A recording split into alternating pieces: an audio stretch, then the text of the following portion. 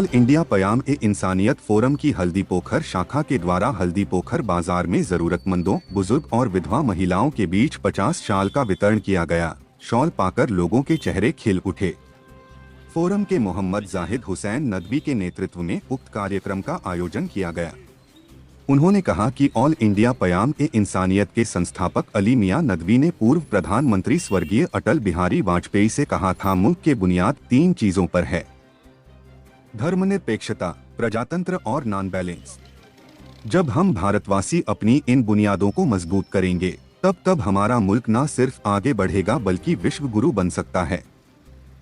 बता दें कि यह संस्था 1974 से पूरे भारत में मानवता, प्यार और भाईचारे के लिए काम करती आ रही है।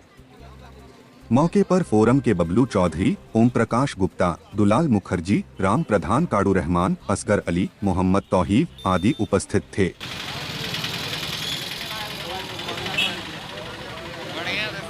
हर जमाने के नबियों पर और जितने भी संदेश वाहक आए और नेक बंदे आए, जिन्होंने आकर अपने अपने वक्त में इंसानों को इंसानियत का पाठ पढ़ाया।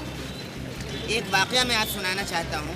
ये जो काम अल्लाह ताला करा रहा है, ईश्वर करा रहा है हम लोगों से, ये इस मुल्क की तहजीब है और शुरू से इस मुल्क की बुनियाद इन्हीं चीज़ों पर रखी गई। इसके जो संस्थापक थे हज़रत मौलाना अली मियां नदवी, उनसे साबिक हमारे जो वज़ीर आज़म थे अटल बिहारी वाजपेयी साहब, वो उनसे मिलने के लिए गए थे। बहुत अच्छे संबंध थे दोनों के। 1999 की बात है। उसे मजबूत करने की कोशिश कीजिए। इस मुल्क की बुनियादें 3 चीज़ों पर हैं, याद रखिए। एक जमहूरियत है, प्रजातंत्र है, ये डेमोक्रेसी है। दूसरे सेकुलरिज्म है, यानी न धर्मनिरपेक्षता है। और तीसरे है अदम तशद्दुद, नॉन वायलेंस।